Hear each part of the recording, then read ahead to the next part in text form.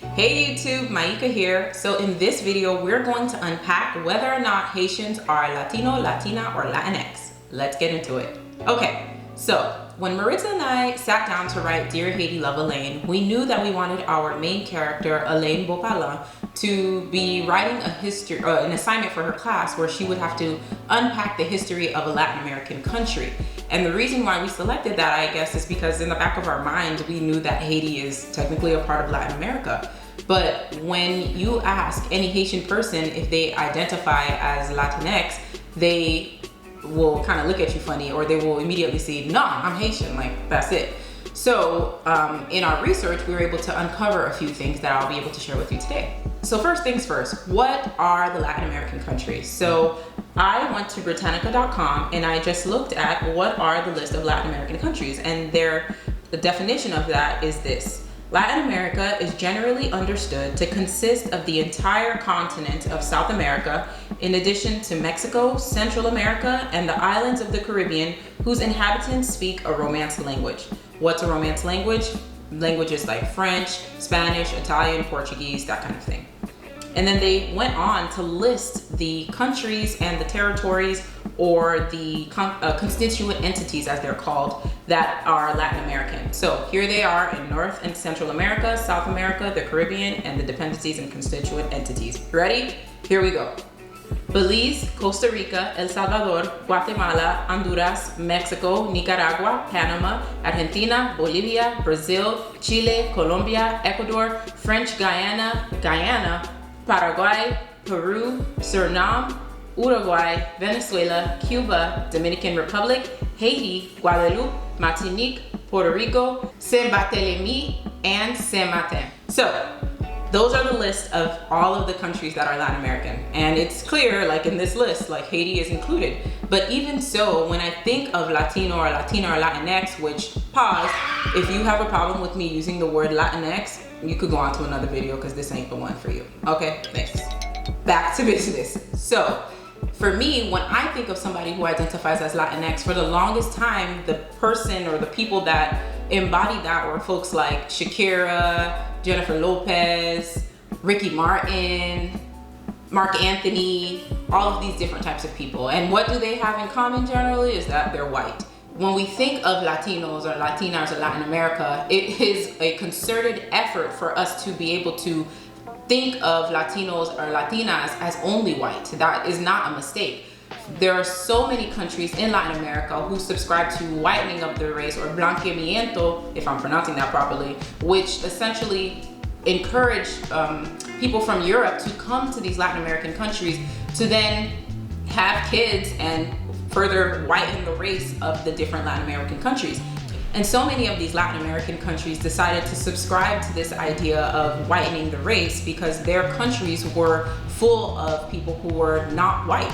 And the reason for that is during the transatlantic slave trade, there were 12.5 million Africans who were forced to embark on that treacherous journey, and only 10.7 million of them survived that trek.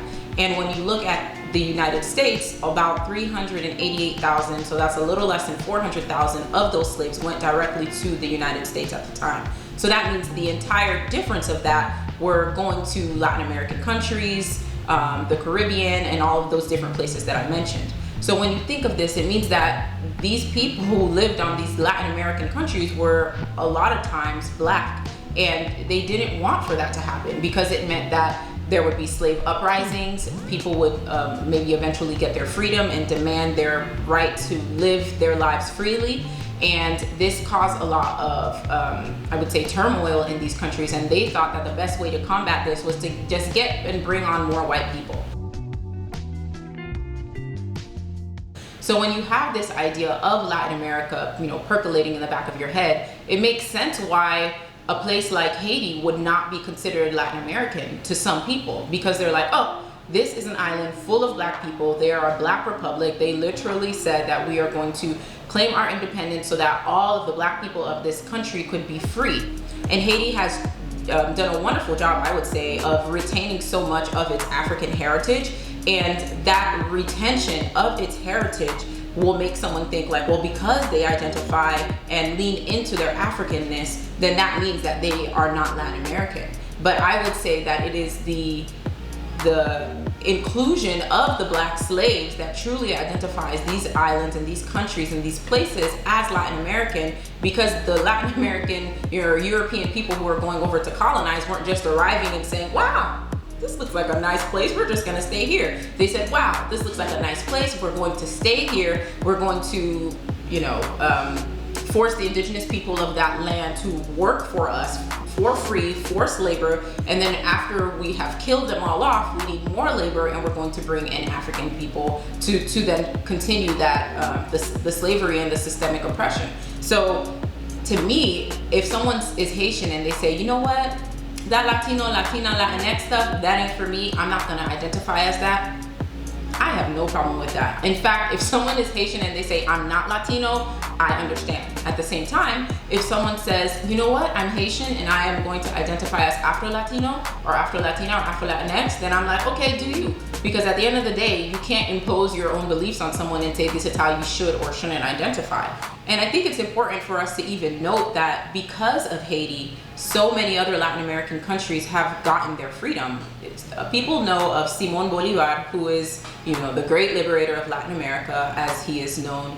But a lot of people don't know that when he was going through the battles against the Spanish to try and gain the freedom of the Latin American countries, he encountered many issues, and he eventually escaped and ended up in Jamaica. And when he was in Jamaica, he sent a letter to some folks in, I believe it was Britain at the time, to ask for assistance in combating the Spanish. And he just got basically polite no's of people saying like, wow, that's really hard for you, but we're not gonna help. So he eventually made his way to Haiti. And while he was there, he was able to meet with the then president at the time, Alexandre Pétion. And Pétion told him that I will help you in your quest to provide liberation to all of these countries, but how can you have a true republic if people are still enslaved? And his one condition for helping Bolivar was for him to agree to abolish slavery in all of these different places. So Bolivar agreed, and then he was able to receive aid from Haiti, which included, you know, I believe it was like a printing press, some soldiers. They stayed in Haiti for about 3 months and some other things, and he went out and eventually was able to provide liberation to so many different Latin American countries. And when you think of that, you say, wow, Haiti has been so instrumental to the development, I would say, and the liberation of Latin American countries. How ironic is it that it would be excluded from that conversation? And I think part of that is because when Bolivar was in Haiti and having these conversations, it had to be done in secret, because if it was known that the, you know, Republic of Black People was helping him, he would be essentially declaring war on the United States and Spain. And that silence, if you will, has allowed for so many people to discredit Haiti and to think like, oh, well, they don't even identify as Latin American, they're not a part of this, et cetera, et cetera. But I think it's important for people, especially as we have this racial reckoning and we talk about what it looks like in communities where Black people are being systematically oppressed. What does that look like, and how do we change that? And I think having opportunities for Haitian people to step into these spaces and say, you know what, I identify as Latino or I don't, but I'm still going to be here and let myself be seen and recognized and known, I think that's a fair thing. So in the comments, I want to hear from you. If you are Haitian or Haitian American, do you identify as Latino, Latina, or Latinx? If so, why? If not, why not? If you aren't Haitian but you identify as Latino or Latina, do you include Haitian people in your idea of what Latinos or Latinas or Latinx folks are? And if you don't identify as Haitian or Latino or Latinx, do you even see a difference? And what I'll ask is that everybody, you know, mind your P's and Q's, don't act crazy in the comments, you know, respectez gamoun, because I'm pas bouche moins long. But I would love to hear your conversations and to join in respectfully, of course. Don't forget to rate, comment, subscribe. See you later. Bye.